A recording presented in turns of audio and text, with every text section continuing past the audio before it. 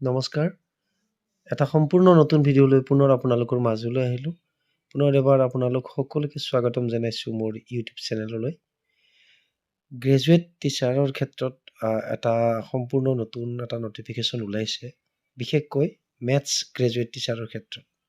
আৰু যিসকল যোগ্য কেণ্ডিডেট আছে, বৰ্তমান যিসকলৰ এটা মনৰ এটা হেঁপাহ আছে যে এজন গণিতৰ শিক্ষক হ'ব, গ্ৰেজুৱেট টিচাৰ এজন হ'বলৈ ইচ্ছা, তেখেতসকলৰ মনৰ আশা অতি সোনকালেই ফুলফিল হ'বলৈ গৈ আছে।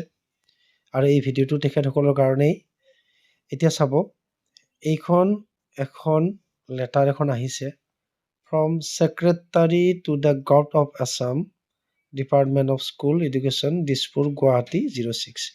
আহিছে to the director of secondary education Assam, Kahilipara, Guwahati. ছেক্ৰেটাৰীৰ পৰা পঠাইছে এখন ডিৰেক্টৰলৈ, কাহিলীপাৰালৈ। ছাবজেক্টটো চাব, খুব ইম্পৰ্টেণ্ট।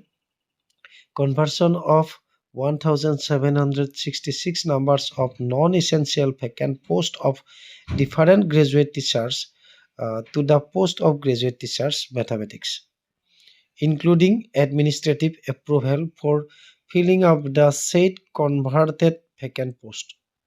এতিয়া আপোনালোকে অলপ আইডিয়া কৰিব পাৰিছে যে ৰাজ্যৰ বিভিন্ন বিদ্যালয়ত থকা যিবিলাক নন ইছেঞ্চিয়েল বুলি কৈছে ইয়াতে, যিটো তাৰমানে বিশেষ এতিয়া বৰ্তমান গুৰুত্ব নাই বা তেনেকুৱা ছাবজেক্টৰ ষ্টুডেণ্ট নাথাকে, বিভিন্ন ঠাইত পষ্টটো ভেকেণ্ট আছে গ্ৰেজুৱেট টিচাৰ, সেই পষ্টবিলাক কনভাৰ্ট কৰিব দিছে গ্ৰেজুৱেট টিচাৰ মেথছলৈ, মেথমেটিক্সৰ পষ্টলৈ কনভাৰ্ট কৰিবলৈ দিছে।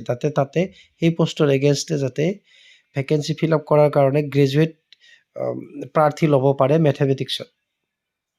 গতিকে আপোনালোকে গমেই পায়, আজিকালি গ্ৰেজুৱেট টিচাৰ হ'ব লাগিলে, মেথমেটিক্স গ্ৰেজুৱেট হ'ব লাগিলে, এইবাৰ GT/PGT, GTET কাম ডাইৰেক্ট ৰিকুৱাৰমেণ্ট এক্সাম হৈছিলে, বিশেষকৈ GTৰ ক্ষেত্ৰত অকণমান নিয়মবিলাক সাল সলনি কৰিছে। মেজৰ বেচেলাৰ অফ চায়েন্স, যিটো BSCত মেজৰ থাকিব লাগিব, তেনেকুৱা ধৰণৰ এটা মন্তব্য প্ৰকাশ পাইছিলে মেথছত।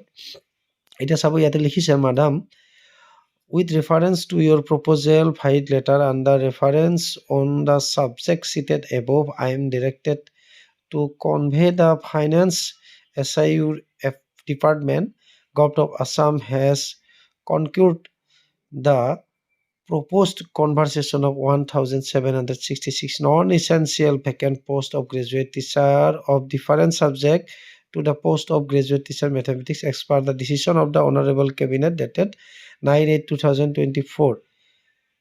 ইয়াতে কেবিনেটত সিদ্ধান্ত লৈছিলে, আৰু সেই কেবিনেটৰ সিদ্ধান্ত মৰ্মেই এইটো এটা সিদ্ধান্ত লোৱা হৈছিলে যে এতিয়া ইয়াতে কৈছে যে কি ডিফাৰেণ্ট ছাবজেক্ট বুলি কৈছে, বিভিন্ন বিষয়ৰ যি কেইবিলাক ভেকেণ্ট পোষ্ট খালী আছে গ্ৰেজুৱেট শিক্ষকৰ, স্নাতক শিক্ষকৰ, সেই পোষ্টবিলাক, সেই বিষয়টো কনভাৰ্ট কৰি গণিত শিক্ষকলৈ কনভাৰ্ট কৰিবলৈ দিছে, যাতে সেই ভেকেণ্ট পোষ্টবিলাক ফিল আপ কৰিবৰ কাৰণে উপযুক্ত গণিত শিক্ষক ল'ব পাৰে।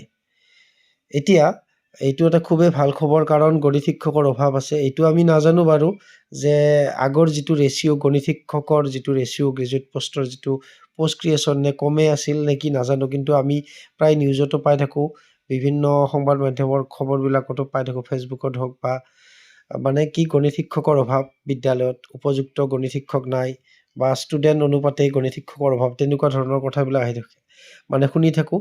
এতিয়া আমি ভাবোঁ এইটো এটা খুব ভাল লক্ষণ, কাৰণ 1766টা পোষ্ট যদি গণিত শিক্ষকৰ লৈ কনভাৰ্ট হৈ যায়, তেতিয়া তাতে যোগ্য প্ৰাৰ্থীসকলে নিযুক্তি পাব, আৰু একোজন ভাল গণিত শিক্ষক আমাৰ বিদ্যালয়সমূহে লাভ কৰিব বুলি আশা থাকিল, যাতে ছাত্ৰ ছাত্ৰীয়ে গণিত বিষয়টোত আগবাঢ়ি যাব পাৰে, কাৰণ গণিত বিষয়টো খুব এটা টান বিষয় বুলি মনত এটা ধাৰণা পুহি লয়।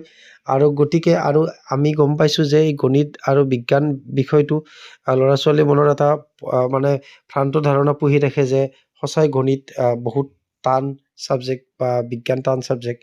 গতিকে চৰকাৰে বিভিন্ন ইনিচিয়েটিভ লৈছে, ছায়েন্স টিচাৰসকলক বিভিন্ন ঠাইত প্ৰশিক্ষণ দিছে, যেনে IIT গুৱাহাটীত দিছে, তেজপুৰ ইউনিভাৰ্চিটিত দিছে, ঠিক তেনেকুৱা। গতিকে আমি ভাবোঁ কেবিনেটে এটা খুব ভাল সিদ্ধান্ত লৈছে, কাৰণ আৰু যিসকল অলৰেডি BSc কৰি মেথমেটিক্সত যিসকলে মেজৰলৈ BSc কৰিছে বা যিসকলৰ পাছ কৰ্চত ফিজিক্স কেমেষ্ট্ৰি মেথছ আছে সেই যোগ্য প্ৰাৰ্থীসকলে ইয়াতে মানে এটা সুযোগ পাব গণিত শিক্ষক হিচাপে নিজকে প্ৰতিষ্ঠিত কৰিবলৈ। সেয়ে ভাবিলোঁ মই ভিডিঅ'ৰ জৰিয়তে আপোনালোকৰ সৈতে শ্বেয়াৰ কৰোঁ। আজিৰ ভিডিঅ'টোত এইখিনিয়ে আছিলে, আৰু আপোনালোকৰ যদি কিবা মতামত থাকে নিশ্চয় কমেণ্ট ছেকশ্যনত আগবঢ়াব বুলি আশা থাকিলে। আৰু ভিডিঅ'টো শেষলৈকে চোৱাৰ বাবে পুনৰ এবাৰ আপোনালোক সকলোকে মই ধন্যবাদ জ্ঞাপন কৰিছোঁ।